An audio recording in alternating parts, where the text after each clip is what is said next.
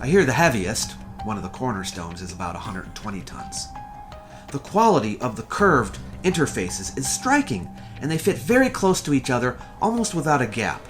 The fact that they are almost perfectly fit together has caused some researchers, mistakenly, to decide that the stones were formed or cast from a certain plastic mixture, and different types have been proposed.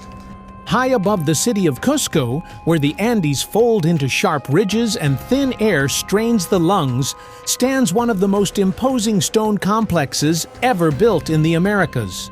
Sacsayhuamán has long been described as a fortress, an Inca stronghold designed to defend the imperial capital below. Its zigzagging walls, built from massive polygonal stones fitted so tightly that a blade cannot pass between them, have inspired awe for centuries. But recent investigations suggest that description may be fundamentally incomplete. What archaeologists, engineers, and geophysicists are now documenting points to a structure that does not end at ground level. Instead, Sacsayhuamán appears to extend downward, into the bedrock itself, with the same level of planning, scale, and precision seen on the surface. And that realization has changed how the entire site is being interpreted. For decades, researchers focused almost exclusively on what could be seen. The towering walls, some blocks weighing over 80 tons, arranged in a pattern often compared to lightning or the teeth of a giant saw. The craftsmanship alone defies simple explanation. These stones were not roughly stacked. They were shaped with complex, interlocking angles that give the walls exceptional seismic stability.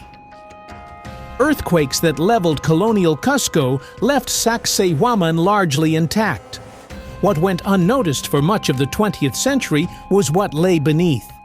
Local legends had always hinted at an underground world. Quechua oral traditions spoke of hidden passages, sealed chambers, and labyrinths running beneath the hill.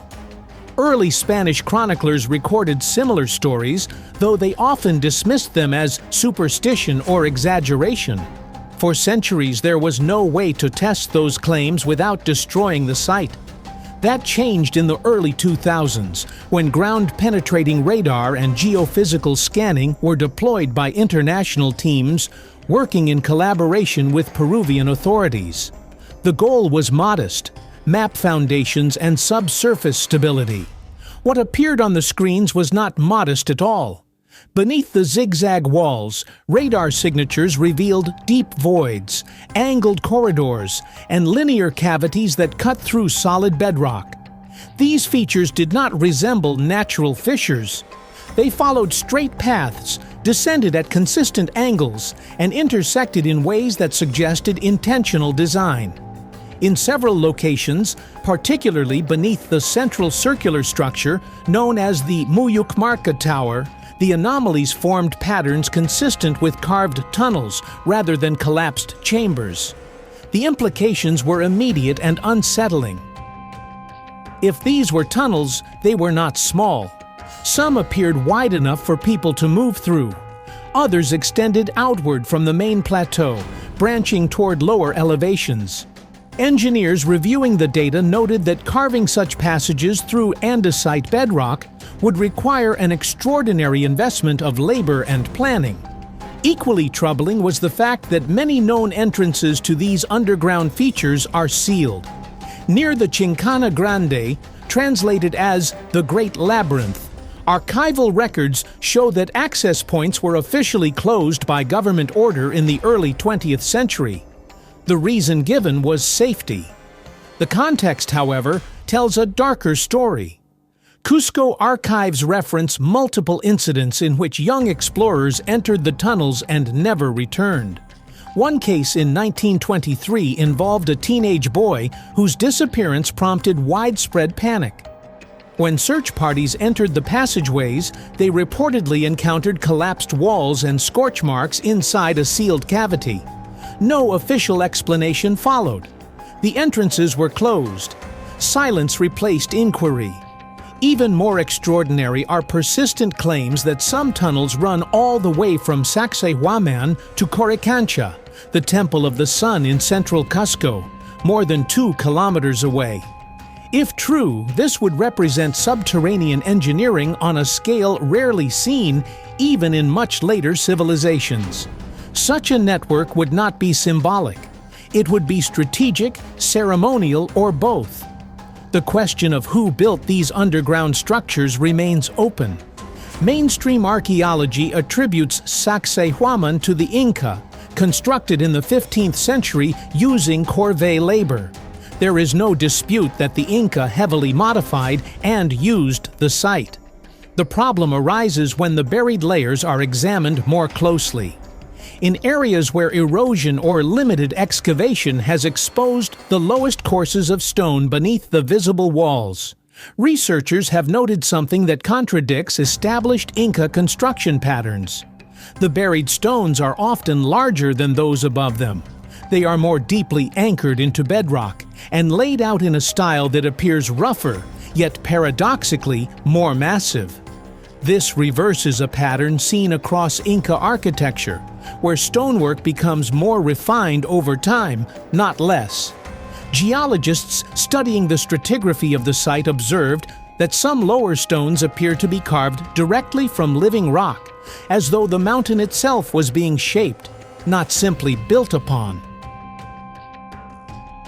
Tool marks on these buried stones differ from those on the surface walls.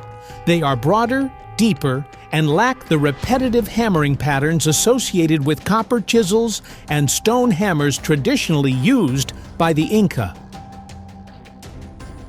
That discrepancy has led to a controversial but increasingly discussed hypothesis that Sacsayhuamán is a two-phase construction site.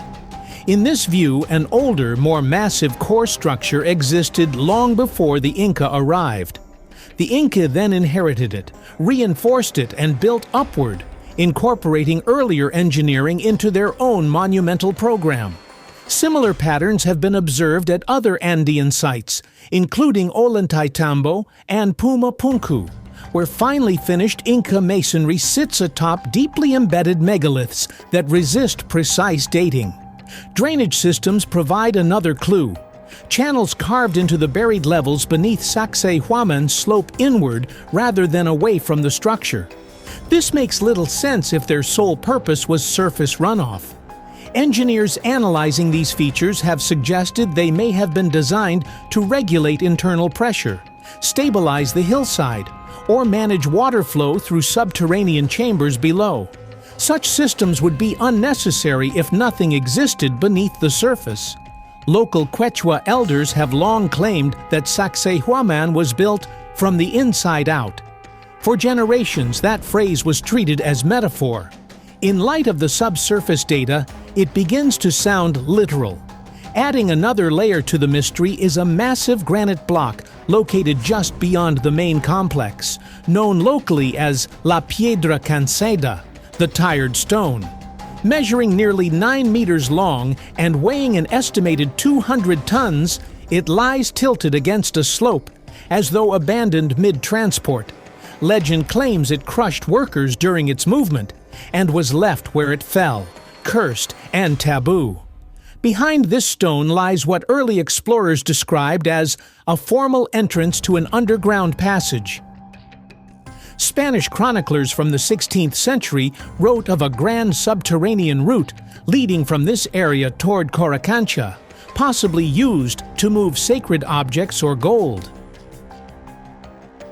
In 1989, a small excavation reportedly uncovered a man-made cavity beneath the soil, complete with tool marks and the beginnings of a stairway. The project was abruptly halted. No photographs were released. Officially, the reason was instability. Unofficially, rumors spread of inscriptions in an unknown script. Later, infrared aerial scans reportedly detected thermal anomalies beneath the stone, consistent with hollow space. No follow-up excavation has been approved since. Then there are the physical phenomena that defy easy categorization. Visitors have long reported unusual acoustic effects between the zigzag walls. Sounds do not dissipate normally. Claps, chants, and footsteps echo in unexpected patterns, as though the walls were amplifying or shaping the sound. In 2005, acoustic testing found that specific frequencies resonated far more strongly within the complex than in surrounding terrain. The site appeared in a measurable way tuned. Locals speak of breathing stones, claiming that at certain times, particularly dawn or dusk, soft rhythmic pulses can be heard near the base of specific blocks. While officially dismissed as wind or temperature effects, low-frequency vibrations recorded in 2018 near the Cocha area showed fluctuations that did not align neatly with environmental explanations. Magnetic anomalies add to the unease. Compasses have been observed to spin or lock unpredictably near certain stones, particularly those embedded at deeper structural levels. In 2008, geophysicists recorded sudden localized fluctuations in the magnetic field around specific blocks containing higher concentrations of iron-rich minerals.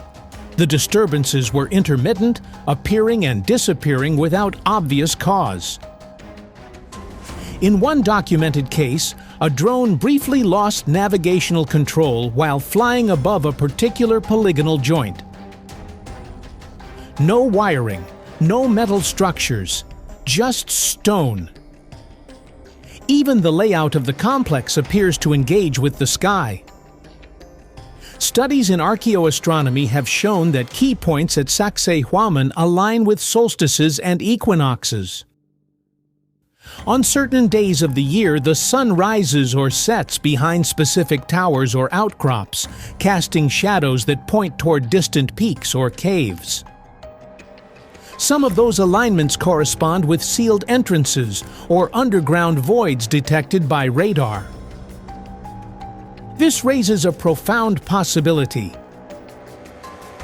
that Sacsayhuamán was designed as a system, surface and subsurface, stone and space, earth and sky, working together.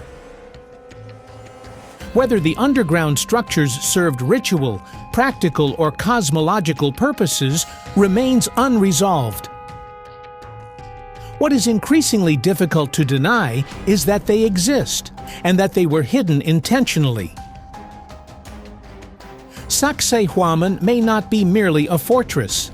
It may be a lid, covering something buried, sealed, and deliberately forgotten. And until those depths are fully explored, the story of the site remains incomplete. The stones above ground have spoken for centuries. Only now are researchers beginning to hear what lies beneath.